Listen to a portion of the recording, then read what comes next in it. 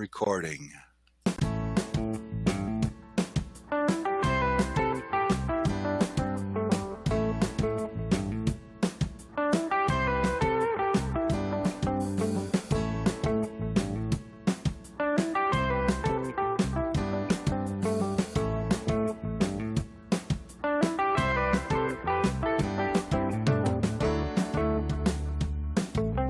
All right, we have a Scientolopedia podcast, and we have a very special guest today by the name of Mr. Bob Mongiello. We're going to talk about field groups, the good old days when groups were just booming and Scientology was booming, and some ideas about what could be or should be done in the present, and just kick around some things you probably haven't heard before from a couple of somewhat old timers. So, Bob, I'd like to welcome to the podcast. Can you, are you there? Can you join us? There he is. Hi, how you doing, Dave? Hey, Bob. Good to see you. Good to see you. You know, we've never really met before, huh? This is the first time I think we've ever talked. Well, we talked on the phone once. I don't know if you remember. It was back quite a few years ago. I think we did a conference call, but no, we haven't actually met in person and face to face. So, yeah, good to see you. Good to see you in person. It's sort of in person in this virtual world. It's pretty neat, huh? Yeah, but I wanted to do this podcast with you because you have a lot of knowledge and experience that I think is relevant to today, and I'm going to try to pull that out of you a little bit and kick some ideas around. But of course, you know, Scientology today is vastly different than 47 years ago when you started up a mission. Missions were they're like franchises. Hey, there's a kitty cat. So we're going to talk about those booming days a little bit. But first of all, I'm going to bring up something here just to give people a little bit of a idea. Pardon my slowness.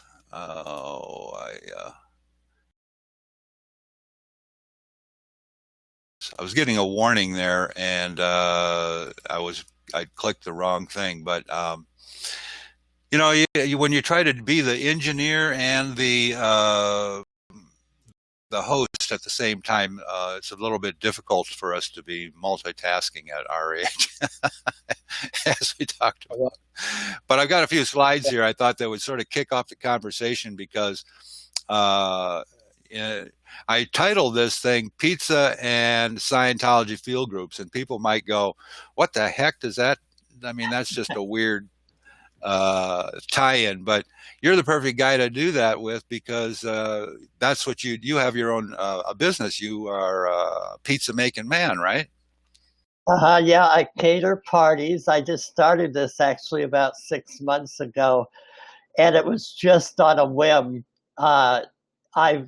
I've been making pizza my whole life, and I really enjoy doing it. And I perfected this pizza crust where I just go to a party then and then just put all the toppings on and bake it. And it's really taken off out here in California. And, you know, I just get to meet, you know, just tons of great people. And it's just a lot of fun. It's just kind of a pastime, but it's starting to become a booming business. So I'm really happy about that. So. Well, a lot of guys have done that sort of thing. You know, Bill Gates started as a pastime, you know, and so yeah, you never know. But pizza, I mean, you know, one of my questions, you mentioned crust, and I was going to say, okay, what's the secret? What's the best pizza crust? You know, and you probably could go on for a long time about that, but well, it's interesting you mentioned well, that. Real quick on that what I do is I pre-bake them, I par bake them, And what I do is I use a lot less dough than you normally would, and I let it rise. So actually, it's a thick crust, but it's real light.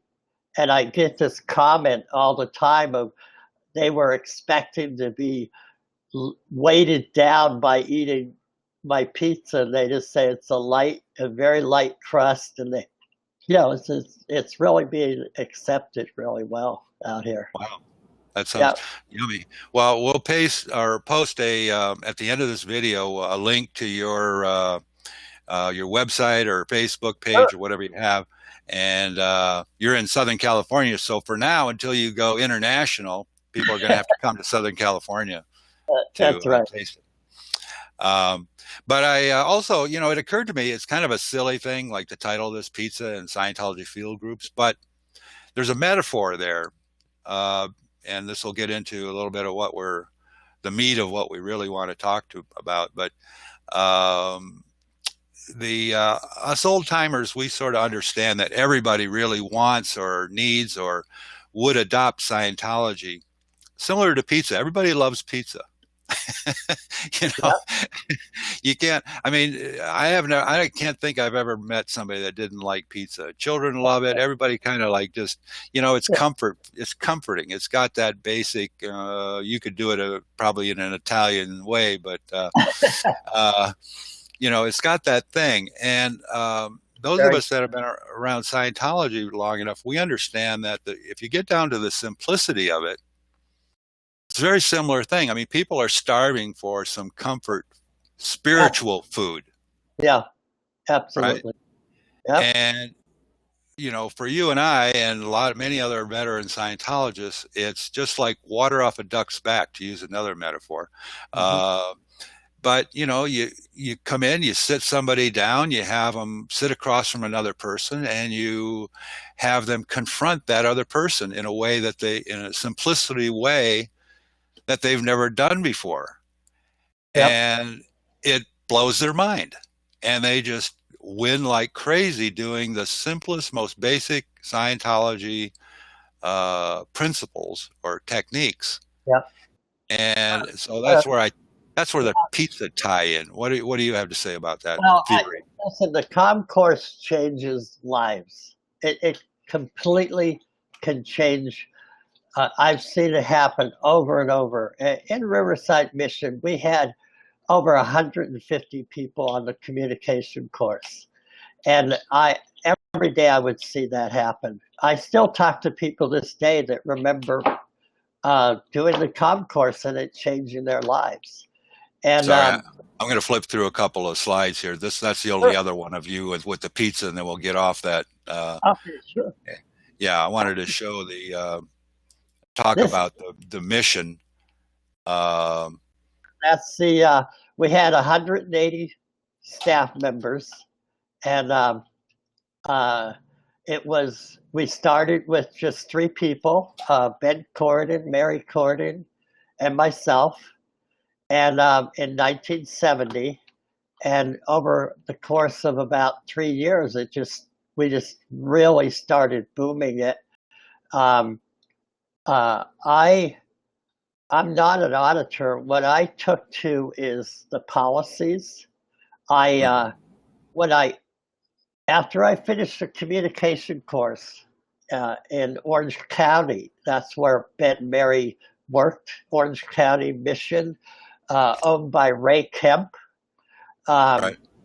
and basically, I right after that communication course, they had, I didn't have very much money. I was 20 years old. I was just came to California, and so they had an org board course for $15, and Mm.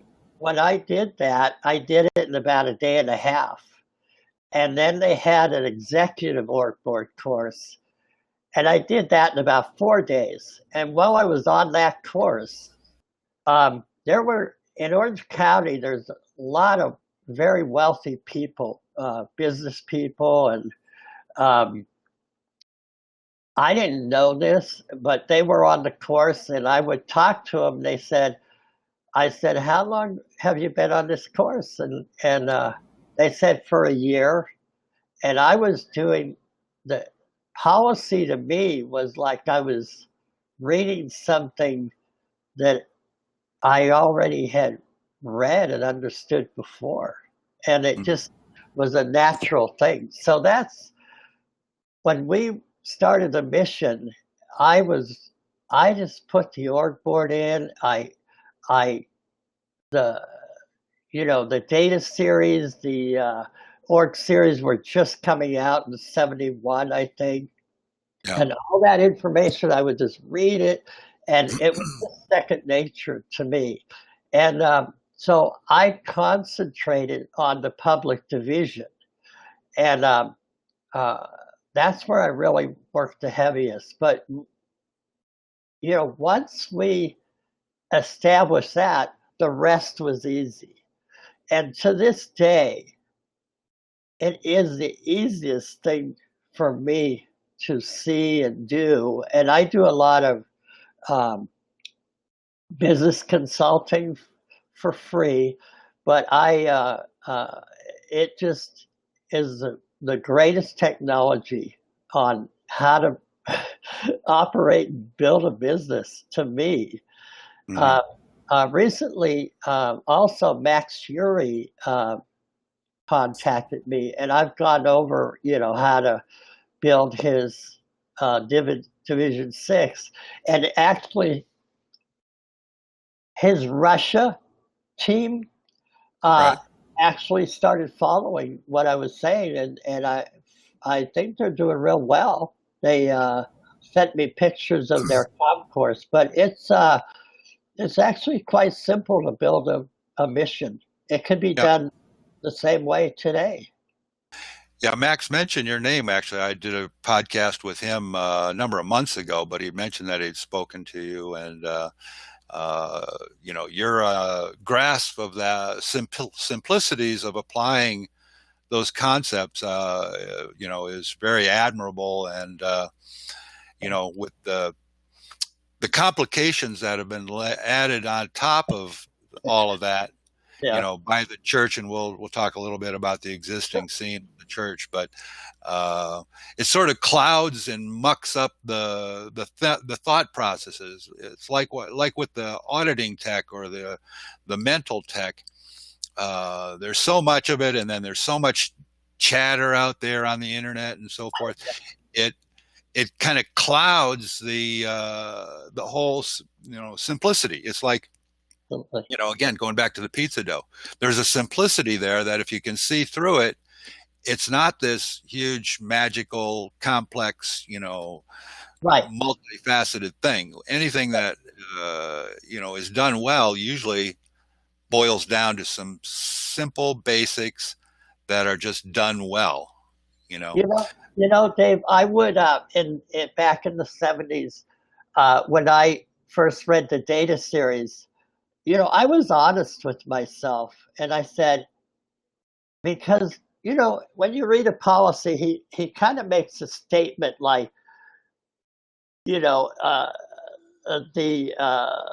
the primary or the only aberration to an organization is the conflict of counter policy, and Hmm. that's in the admin scale. And so I would read that and say, okay, he didn't say sometimes, he didn't say once in a while. He said the only aberration is the conflict of, and so I would tear that apart. And I read the data series 10 times before I could actually start applying it. And that you're right. You have to confront, and the more you confront, the simpler it gets.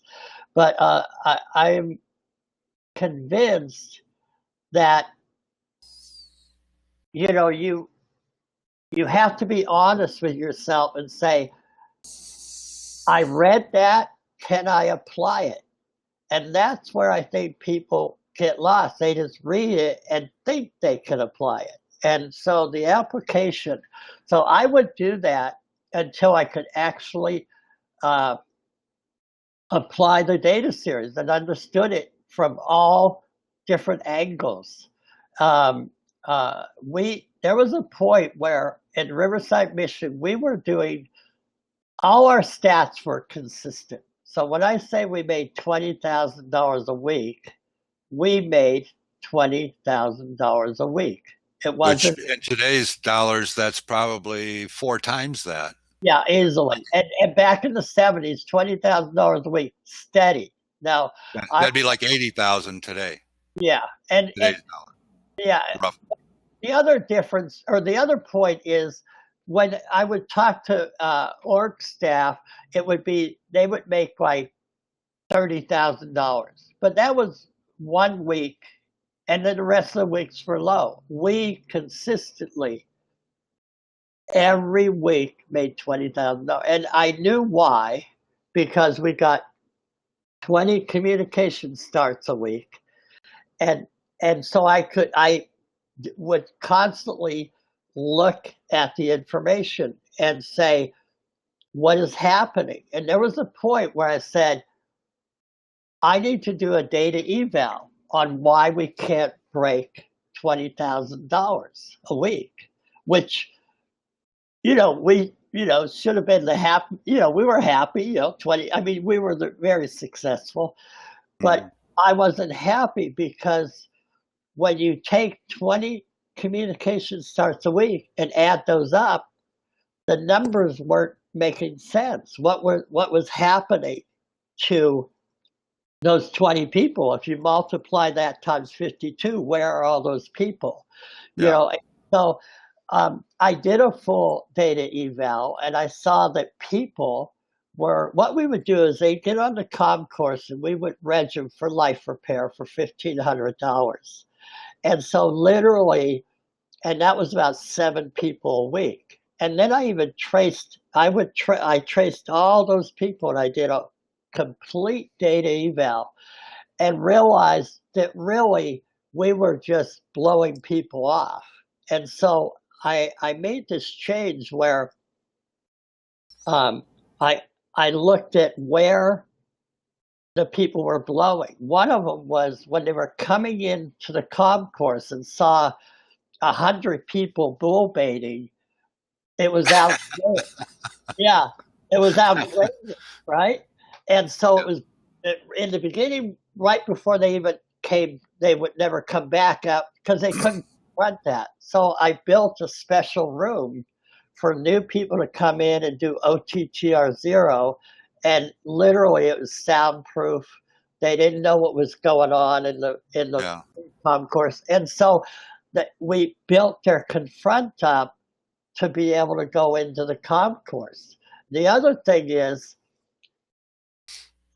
I made it mandatory to do the anatomy, human mind, the HQS and TRs the hard way before the regs could even talk to them.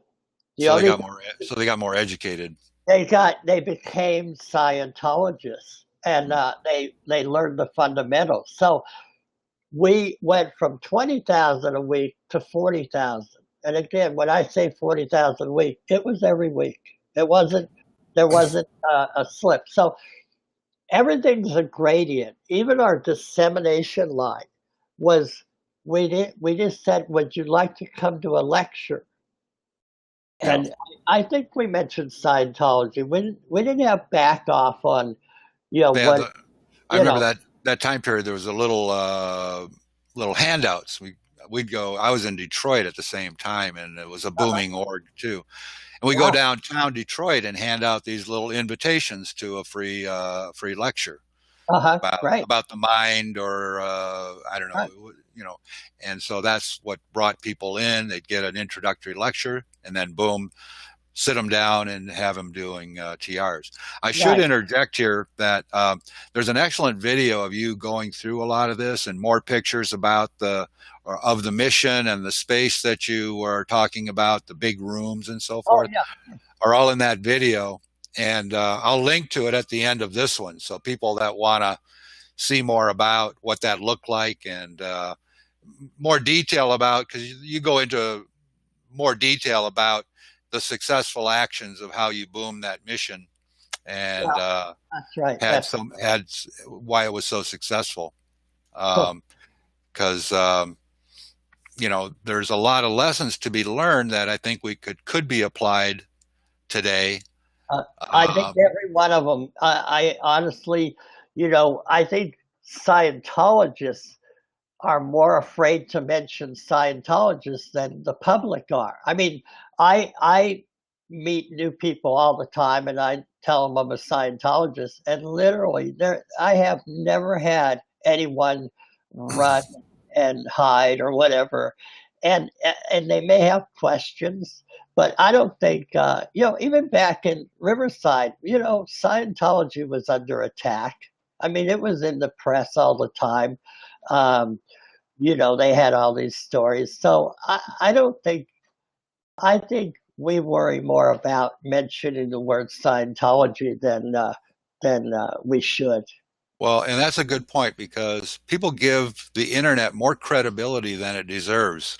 Yeah. I've had people, PCs, brand new people that read everything, all the so-called confidential stuff, all the scandals, everything about David Miscavige, the whole blah blah blah, and they still came to me Yeah. and wanted to get the real deal. And I see it all the time with the traffic to the Scientolopedia website and to the Facebook page and groups that despite all that, Yeah. People still want to find that nugget of truth that Absolutely. they want to get that pizza pie. That's right. So, so the whole thing, I mean, this is how I got into Scientology. A friend of mine called me on the phone and he said, this is 1968. And he said, have you heard about Scientology? And we were all smoking dope at the time and all that. And I go, no. And he goes, well, I think it's about numbers and you can walk through walls and you can walk through walls. And I said, I'm on. And I ordered books from St. Hill, and it was really, so really people do have an interest on understanding who they are and what the mind is. And they're not, well, I think, really with all this information out there, they're starting to question where it's coming from because they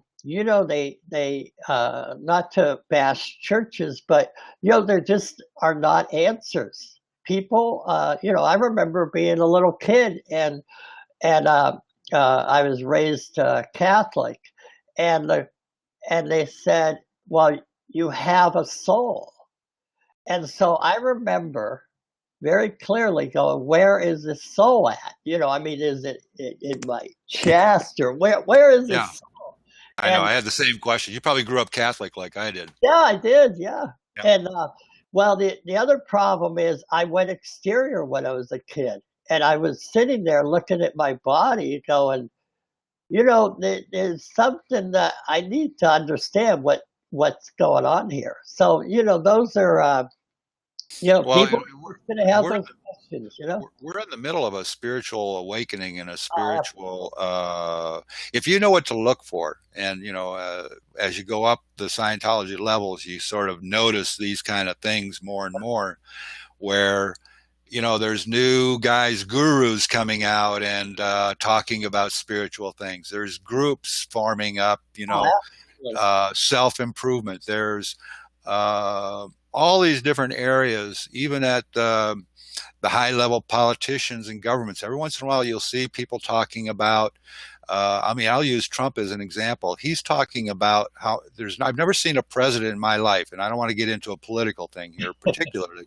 but he has been saying how much he's been using the word love more than any president I've ever seen.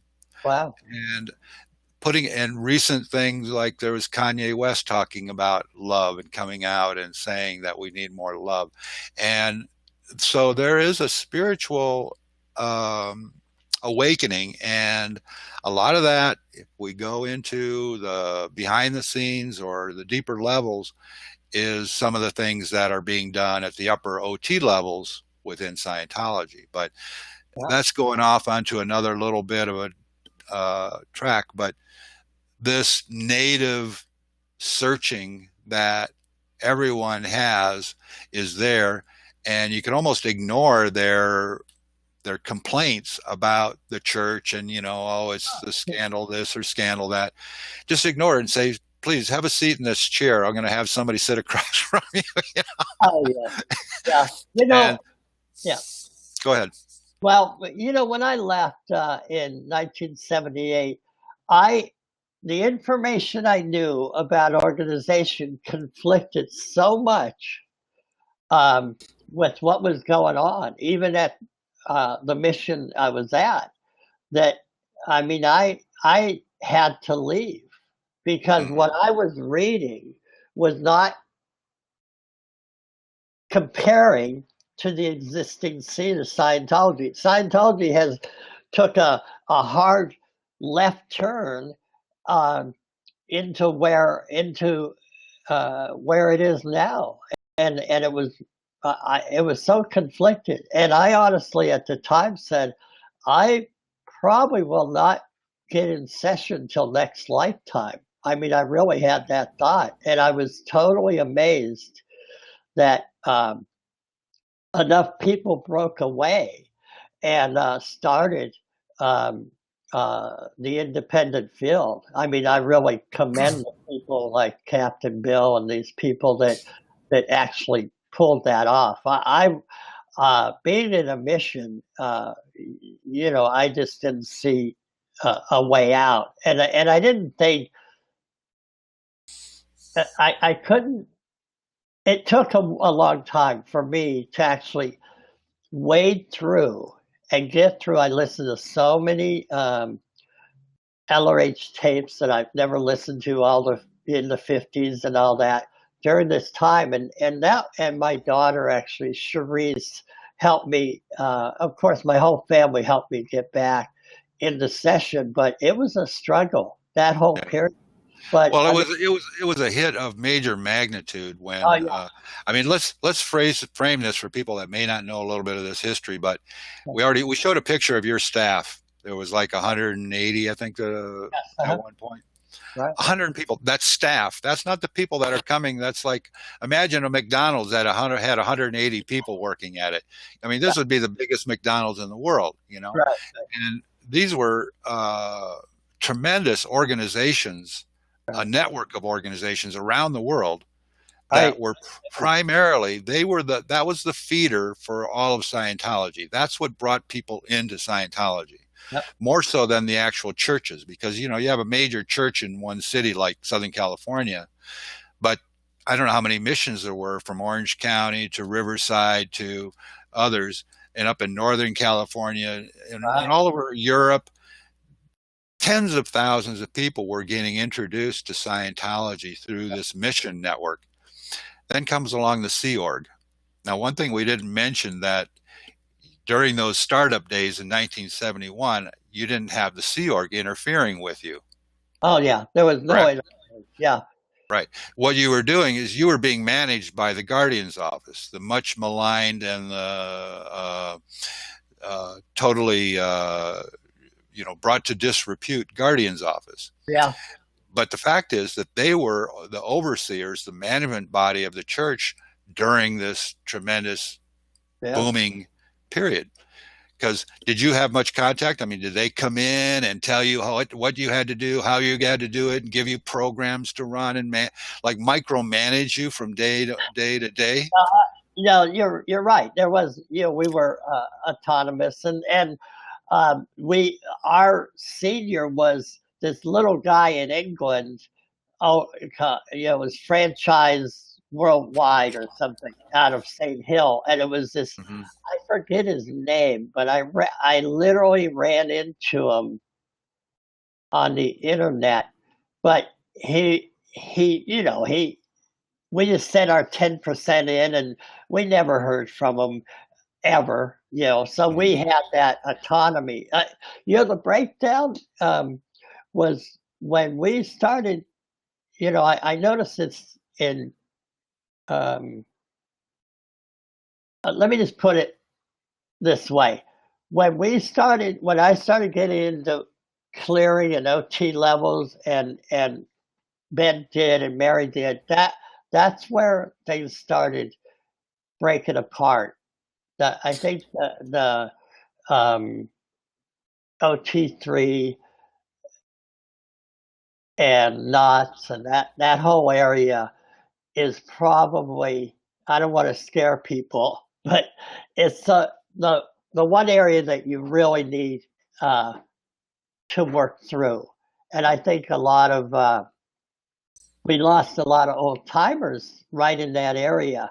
Their cases were not handled. My case was not handled. It took years and years for me to get through that. And but thankfully, you know, in the field, I was able to find some really great auditors to get me through it. I mean, at this time in my life, I feel better than I did when I was 20 years old. Yeah, You know, that's great. yeah, it's there. You know, this may be another discussion, but you know, the auditor I have now is just phenomenal. I mean, he literally has taken me through and all these levels that I was unable to handle with solo auditing. I mean, he's like the AO that we really need out in the field. And I'm sure there's other auditors doing the same thing, cleaning up all these OTs and that were kind of stranded out in the field. So, I mean, I just want to say there is help out there. I mean, if you need your case handled, there are people that are competent, and I'll get you through it. But once you're through it, oh my God, it's like I'm ready to go for another 100 years. Yeah. Well, I'm sure you will. Well, and going back to just so people understand, or you know, again, the context. So you've got this huge booming network that is bringing people into Scientology, making it available, giving them a place to do courses, and then along comes a C organization taking over management of all this, and they completely destroy that whole network. I mean, it's so insane when you look at it or think about it, how insane that was to declare the guys, these fantastic entrepreneurs who had created all this booming activity, to declare them suppressive people and kick them out. It was a pure attack on the church. It was that without any doubt. If you've read 10 policies, you would know that was an absolutely an attack on Scientology. And, when I left, I literally, that was the point where I said, I can't be a part of destroying Scientology. I mean, that was, I just knew I had to leave. And that was 1978. I mean, I just said, but that was because I had read and understood policy and saw that this was not being applied. So yeah, that was a complete attack. The whole David Miscavige thing. There's something there. I don't get into conspiracies, but you know, there's absolutely. I've gone into it. I did a 3-part podcast series on the remote viewing experiments and the trail of where the government influence that attracted to the church to shut it down, basically shut down what was going on. Let me bring in something here. I'm going to play a little something for you that you've heard before, I'm sure, but it's applicable to this conversation. This is L. Ron Hubbard. All right. I try to look far enough in the future to forecast, predict what might be, so as to not do too many things wrong. You must allow me some percentage.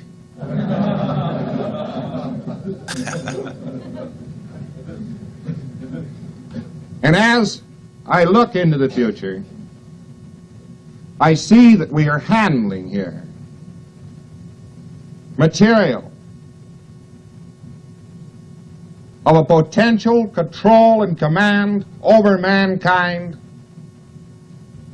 which must not be permitted at any time to become the monopoly or the tool of the few to the danger and disaster of the many. Oh, yeah. He is so, yeah. He is so aware. But really, literally, this is how I look at it, Dave. He wrote his hat up, and it is a power change. And each one of us, there's no, it's upon each one of us, not anything else. It is up to each one of us to apply the material and make it happen. And he handed it over. And but absolutely, that's what's happened. But you know what? It's not good. They're not going to pull it off. They're not going to pull off taking over because he wrote it up, and it's in the hands of too many. It's sort of like guns. There's so many guns in America. They're not taking them away, and literally Scientology can be used for so much good, and of course you can hurt people with it, and that is being done by the church right now. But it is so they do not have the power that we have. Well, we, at Scientolopedia, we've got the information is out there. And like you say, it's like the genie's out of the bottle, so to speak. Absolutely. And so these efforts to squash it have completely failed. The outcome is inevitable. Yeah. But we have challenges, and I wanted to talk a little bit about those because, let's face it, you and I are not spring chickens anymore. And a lot of the trained veteran, the class 8s, because the church isn't making class 8s anymore. They stopped making class 8s years ago. Of course. And even class 6s. They're not training people that come in, they're just told to read the books and they put them through reading. But the old veterans are just that. They're getting old. And, where's the energy? Where's the young legs, the young youthful energy to get up there and show up every day to run a group? Yeah. Because it takes a lot of work and energy to do that, Yeah. So that's a challenge, we've got to confront and be honest about that. If we don't find a way to bring in young blood and get them trained up and get them willing to start up these groups, then although the materials and so forth in small little pockets will be, carry on no matter what, it's not going to be, we're not going to see a renaissance of those mission days unless we get smart. And I know Max is concerned about this. I've talked to him about it. Yeah. And they're doing some things, and whatever they're doing in Russia, I think seems to be correct because they have the biggest groups and the largest field activity in the world, which is strange. I mean, who would have thought back 40 years ago that we'd be saying that, the Russians are the hope of the future. I know, really. Oh, that is funny. But listen, they were really receptive on the flow of what I put out, and within a few weeks, they had a full classroom, and I'd love to fly out there and just stay for a week or two and just see, how guide them through. But it is. Do you know Tommy Thompson? I just know from Facebook. I don't know him other than that. I've corresponded a little bit, but he's there. He bases in Russia, and I didn't know that. Oh, yeah, wow. so that's that might be somebody for you to talk to and sort of get a lay of the land. Oh, okay, sure. But they did a little podcast with me. The Russians did, and I don't remember his name, but but he was real receptive, and he made changes in his group. I posted some pictures of that on my Facebook thing, but anyway, I'm gonna get back in communication. But listen, I know in my time there will be a renaissance. I just know it. I I can't say why I know it, but it's just what I have come through in the last 2 years of auditing. It is so clear to me that, one of my things for the last 30 years was I don't want to start a mission because I don't want people to end up where I ended up, case wise. So handling cases, getting these old guys like us through the other side. And I consider myself, I have reached points where I are beyond my wildest dreams about Scientology case-wise. And I really want to interview my auditor, Perry, because he has combined the data series, the condition formulas in his processing. What's his name? Perry Shepard. Okay. Do you know him? I think the name rings a bell, but he's not listed as a field auditor on our site, so I don't know. Oh, I don't think he's always busy, but he's 90 years old. He bought the Dianetic book when it first came out. He got into Scientology in 1950. He is a real old timer, but literally, I would love you to interview him. I don't know. Yeah, I'd like to do a podcast with him because I did an interview with a guy named Perry Chapdelaine. Yeah. Coincidentally, the same first name, Perry. Yeah. But Perry was a similar thing. He lived near me here, or 45-minute drive outside of Nashville. Right. And he was an original HDA, did the HDA course back in Elizabeth, New Jersey, and then went to Wichita and actually audited LRH on the history of man at that time. Wow.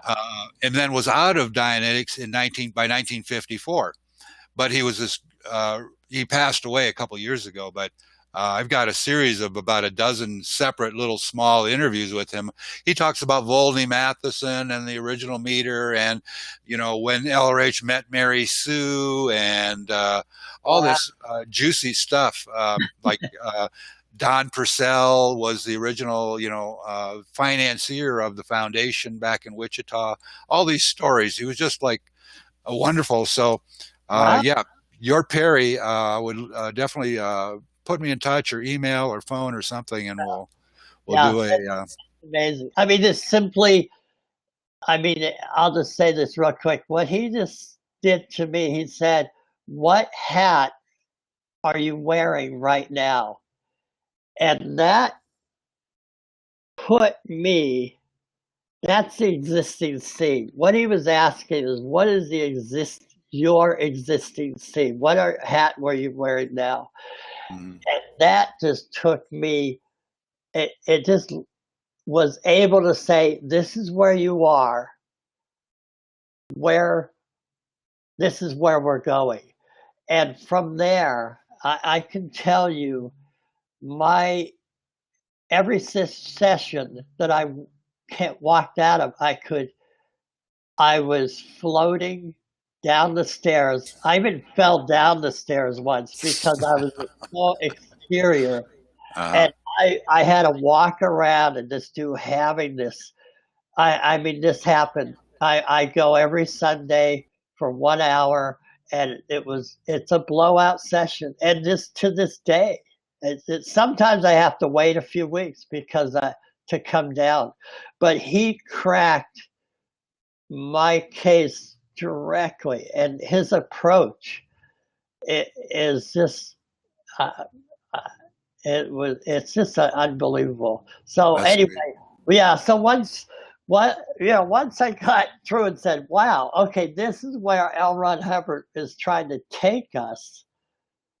I mean, all I can think of is how am I going to set up this mission out here in California? How am I going to put this together? Because it will happen, and it will be, to me, to build a Div 6 and all that is just like making ham and eggs. I mean, it's the easiest thing for me to understand and relay. And so, I mean, anyone out there that wants to talk about it and they have a group, they're welcome to contact me.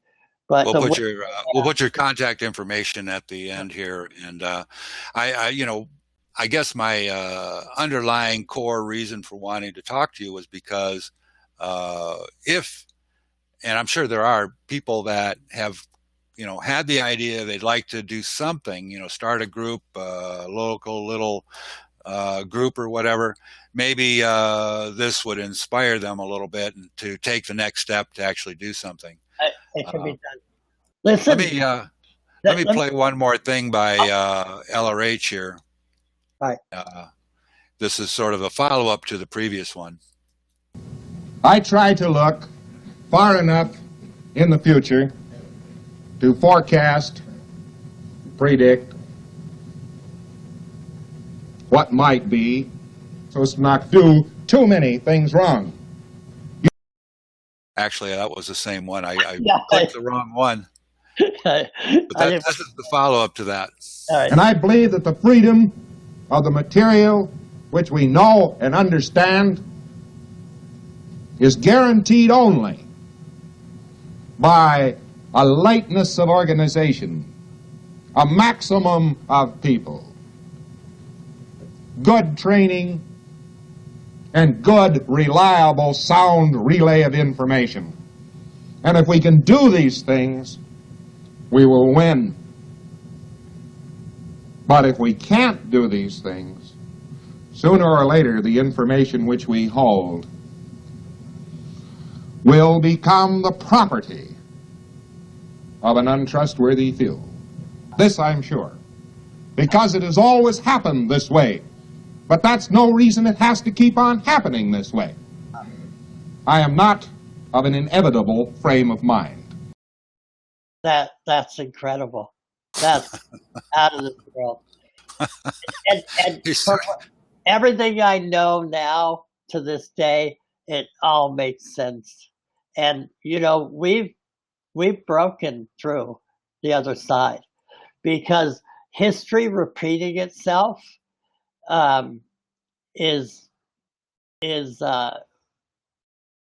was going to happen, and but it isn't now, and it isn't because of people like Perry and of course the whole independent field tried to break that dramatization of us destroying ourselves again exactly the same way we've done before many times. So yeah,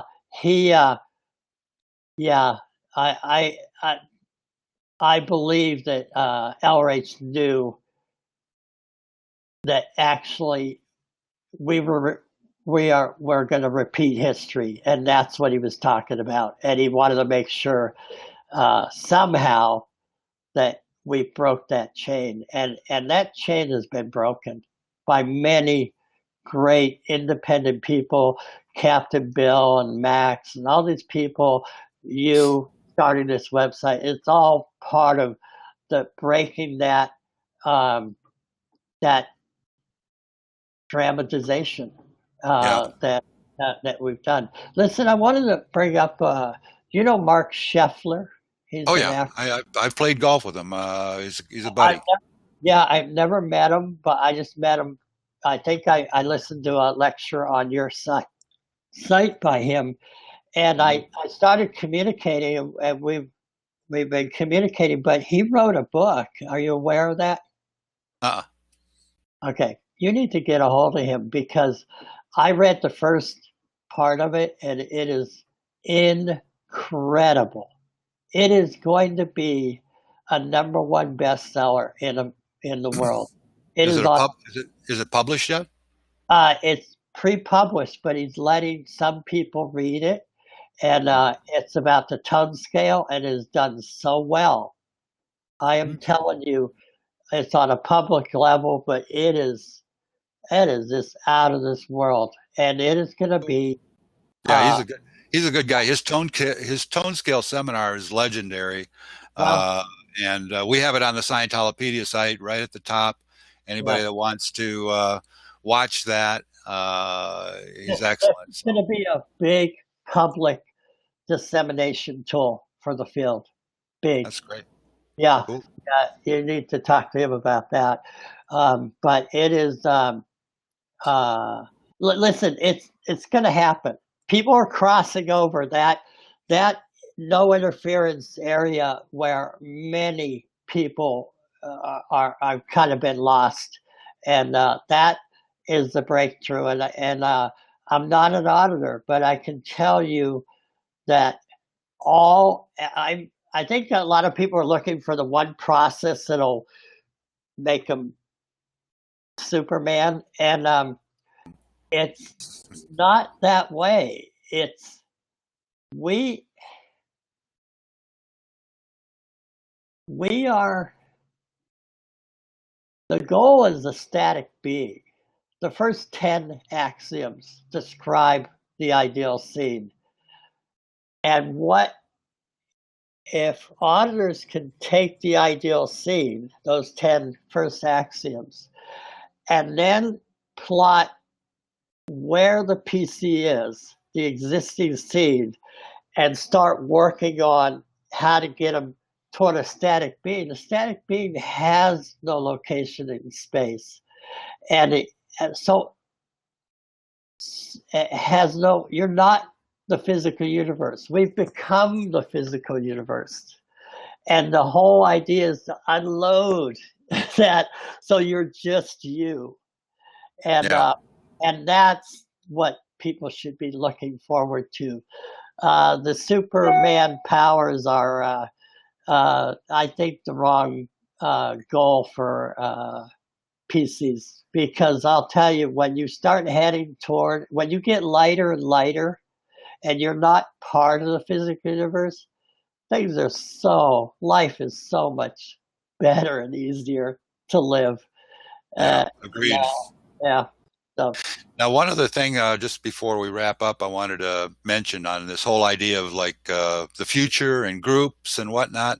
I think that we've become so accustomed to the church not even being an option and not even really being a factor, because they're not functioning as really Scientology. right. And we sort of dismiss them. But I think if we look at the possibility or the fact that all it takes is just removing one guy from management at the top of there, being David Miscavige, Yeah. just removing him. Now, easier said than done, but stranger things have happened, and that whole organization would reform itself, and those big buildings and course rooms would now be available Right. to actually legitimately really start delivering Scientology, and not just TV stations and glossy buildings. So I just wanted to mention that's not an impossibility, that the church could reform someday in the not too distant future. No, that I think it can. I think a lot of people react to the Leah Remini shows. I love them. I mean, they're hard to watch, but even she says, I don't want to talk about the course because it really was helpful, but I don't want to get people into it. It's really funny about the conflict there, but not all that is necessary to bring the church needs to a reality check, and that's all that's happening there. So I don't know that I just lost so much interest in that whole battle, because the battle is, how do we do it? Yeah. Well, I would never, I say that, I would never be interested in, Yeah, going back into the church. I think the field is, needs to be strong and always a force independent of the church. yeah, But if we're thinking in terms of handling, 7 billion people on the planet, the one thing they do well is they have an organization that gets people, has staff, can deliver training. right. And so it could be a force for, Well, help a lot of people.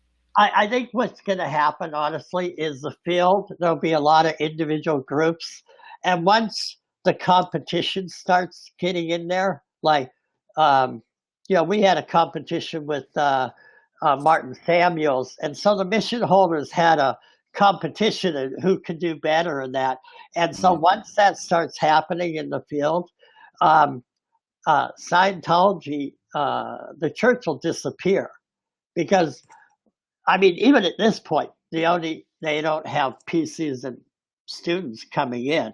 I mean, that I know of. I mean, of any Not amount. just, not just, not in any kind of quantity like we're talking about in your mission days. Right. See, that's another thing. Back in those mission days, you had a lot of marketing that was helping you. I mean, you say there was negative press, but there was also the church did a lot of mailings. It did a lot of support. I mean, you had the blessing of the church. You didn't have the interference. Well, And you could use the name, you could use the brand name, right. which you can't now. If you tried to hang out a sign in the front of a building calling it Scientology, you'd be sued and put, squashed in a matter of minutes. Right. So you have to go a different route. It has to be, there has to be some real smart thinking. Right. How do you market this? Do you use the name Scientology? Do you call it Ronsorg? What do you call it? Right. And so it's kind of like you have to slide under all this legal threat. Right. And you're always on a withhold. You're always like, you can't really outreach because you've got this threat of being attacked for using the materials, the copyrighted materials, etc. My website was taken down 3 years ago by the church briefly, and then we were able to move it offshore so they can't get it. But so the church is always a constant threat to people wanting to utilize this subject. So it's just kind of like an extra obstacle. It's not that it can't be figured out, but it's something that is different than it was back 40 years ago. Yeah, this is what I've been doing. I've been doing business consulting, and so what I'm trying to do is introduce the course to that, because I know it'll help any business leader to do the course. And so I just think there's going to be, I'm going to figure a way. I can tell you that. What I do, All right. Yeah. Because I know it'll help people. And but I'm not worried about the church or their attacks or anything like that. That is not my bother. It's how I want to create a new Div 6 line.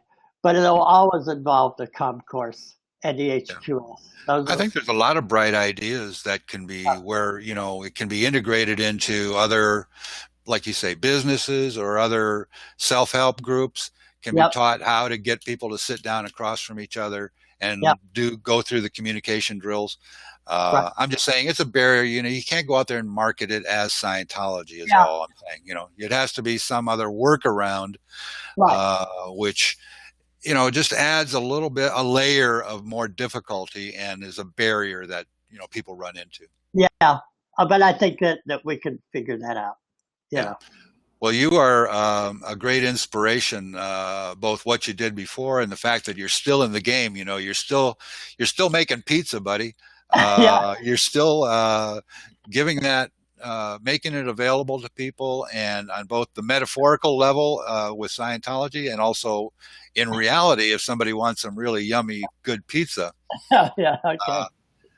And we'll put the links up, and hopefully that'll help you a little bit. But I appreciate you coming on and talking, and we'll, I'll post this video on the Scientolopedia site. And of course, any new developments that you come up with, like, the idea that Mark Scheffler is coming up with a new book and anything like that, please get in touch and let me know. I like to All right. be on the cutting edge of all this stuff. Well, it's been a pleasure talking to you. It's really a lot of fun. Yeah, well, good talking to you too. So thanks, Bob. Bye-bye. We'll talk soon. All right, bye. And now we're going to wrap this up with a little bit of exit music. I want to thank you all for tuning in and watching this, and subscribe to our channel. Follow us on Facebook, and we've got a Twitter feed. All of those links will be on this bottom of this video and at the site Scientolopedia. So we'll be back again soon with another video. Subscribe to the channel. Bye.